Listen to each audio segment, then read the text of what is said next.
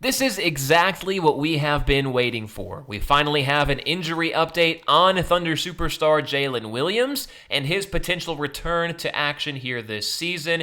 An update been given. A follow-up surgery has been performed. It'll be several more weeks before we see Jalen Williams play here in the 2025-26 season. Welcome into Thunder Digest. I'm Ryan Breeden. Welcome into the channel. And again, we are in a spirited battle with Rockets Digest to show who the very best channel on Digest is, especially in the NBA. And I know for a fact that it's us. Thunder up, baby. And so if you haven't subscribed yet, make sure you do so. It is completely free. But let's not waste any time. Jalen Williams, that's why you're all here, right?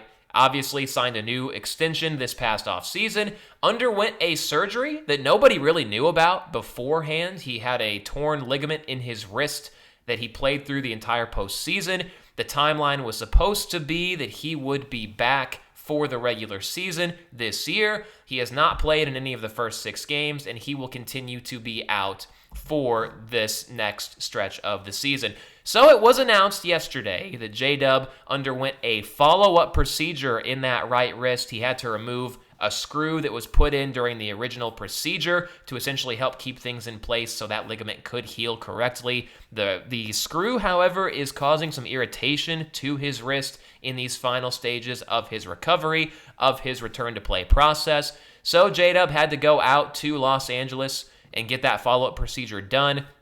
He had it done by basically the GOAT of hand surgeons in the United States, a guy that has worked on a vast amount of players.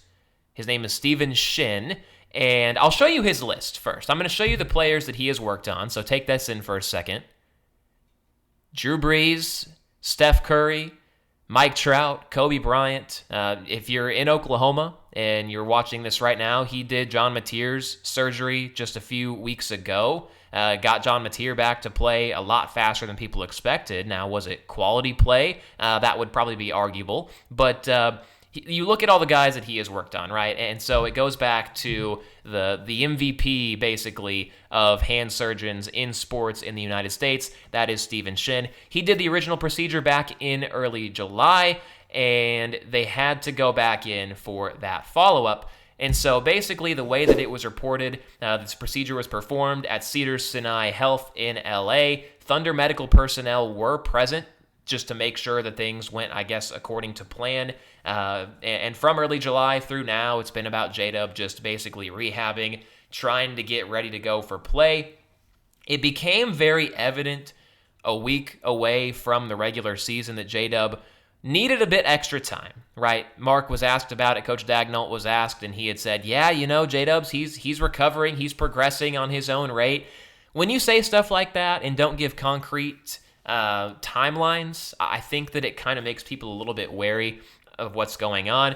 Obviously, we find out now he had some discomfort in that wrist, his primary shooting wrist, with that screw that they had put in. It was a torn scapholunate ligament that was repaired, and so it's going to be a while before he's back and ready to go. They said 10 to 14 days is when we will have our next update on when he can come back. If you had to guess when the timeline would be, my thought would be it's going to be at least another month. I wouldn't be surprised if we're into December, maybe even around Christmas time, before we see Jalen Williams for the first time. Now, that's not the end-of-the-world type of scenario. Of course, you would rather him be healthy as opposed to rush his way back when you're still less than a third of the way through the regular season.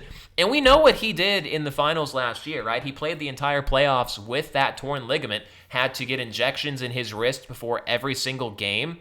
And he dropped 40 in the most important game in Oklahoma City Thunder basketball history. Game 5 of the NBA Finals. You're down in the series 2-1. If you lose Game 5, it's over. Wraps. Done. You're not winning a Game 6 in Indianapolis with the devil magic that the Pacers had going last year. He drops 40 points, continues to just carry the Thunder through that series. Was, in my opinion, pretty much neck and neck with Shai Gilgeous-Alexander for Finals MVP. In terms of value, in terms of importance. Now, when you see his stat line here, you see that he only shot 30.4% in the postseason from beyond the arc, but it makes sense why. He essentially was shooting with a wrist that was at 30% strength and flexibility of what it used to be, but the stat lines speak for themselves here.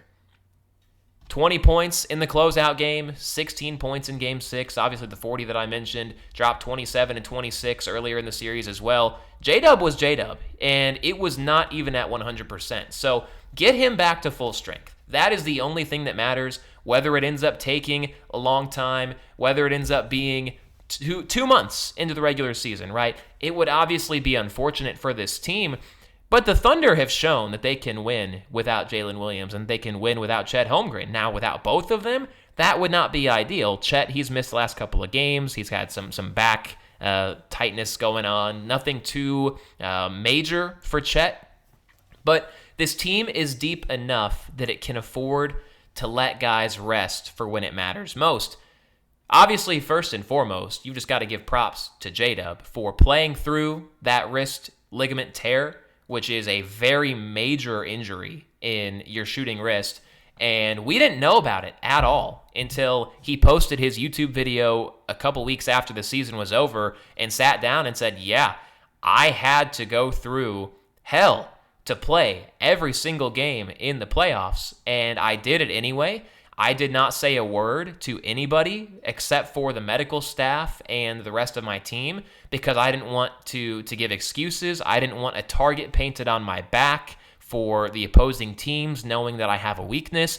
He didn't tell anybody. So he had some bad games for sure, but I mean, when you look at the context of it, it was nothing short of a miracle that JDub did this for an entire postseason. He's now an NBA champion. He can take his time. This team will be just fine without him for a little while. And you look at it's because of guys like this. Ajay Mitchell, honestly a favorite now for sixth man of the year, and he has been unbelievable. The leaps that he's taken to be a capable secondary ball handler for the Thunder has been absurd. He's not necessarily the facilitator and the elite passer that you would want him to be, but he can absolutely get buckets on his own.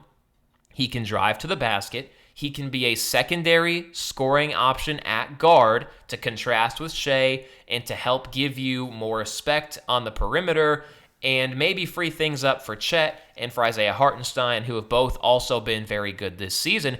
Without Ajay Mitchell, this absence of JDub would be a lot harder than what it will be. The Thunder would absolutely not be 6-0 without Ajay Mitchell and the emergence that he has given here this year. So JDub, it's going to be another 10 to 14 days before we have another update on when he will come back.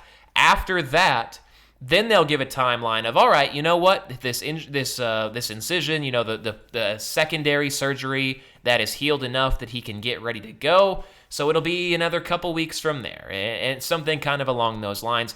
It would not shock me whatsoever if we don't see Jalen Williams until December, maybe even closer to Christmas time. Obviously sucks for the All-NBA talent that is JDub and for what he can do for this team, obviously help you reach heights that you have not been able to reach yet this year. Despite all of that, still 6-0, still dominating and winning games in ways that you're just going to have to scrap your way through while you're not at full strength. But I mean, JDub, with how extensive this is, how important the scapholumate ligament is, he needs to get it back to 100%. And if that means a post-op secondary surgery that he had to have this week to get the screw removed that was irritating his wrist, then so be it. It is what it is. You got to do what you got to do. These things aren't linear. Not every single body, not every single person is exactly the same. So there's going to be hangups that one person has that another person doesn't have. That's just the way that it works. But, you know, again, kind of to wrap it up, Steven Shin did the surgery, the secondary surgery to remove that screw earlier this week. And JDub will be 10 to 14 more days before we get another evaluation to figure out when he will be able to come back. So let me know down below what you guys think of this, right? Obviously, an update that we had not had yet. We were kept in the dark on this whole JDub situation for the entirety of the start of this season. Let me know how you're feeling about this. Does it scare you that he had to have a second surgery? Do you feel fine knowing that we've got Ajay Mitchell, knowing that we've got Aaron Wiggins to help as well, knowing that we have the depth at the guard position to make this at least sustainable for the time that JDub is out? And let me know how long you think this is going to take, right? I mean, obviously none of us are medical experts, and so you can't really predict anything one way or the other. But is this something that really concerns you for the Thunder going forward? For me, it doesn't really concern me much just because of what you have and this precaution of keeping JDub out until he is fully 100% capable and comfortable the way that this team can afford him to be, right? If this is another team, if this is the Brooklyn Nets, thank goodness it's not, you might be rushing him to come back because you have nothing else saving you from your franchise's demise. If you're the New Orleans Pelicans, who are still winless and without a first-round pick, you're probably trying to do witchcraft in the locker room to make that wrist healthy. But the Thunder have the ability to be cautious about this and go about this in the smart way. So we'll talk about this more throughout the coming weeks. Obviously, we'll go over the games coming up here in the future. But thanks for watching, and leave a like down below if you haven't already. And we'll talk to you guys next time. This is Thunder Digest.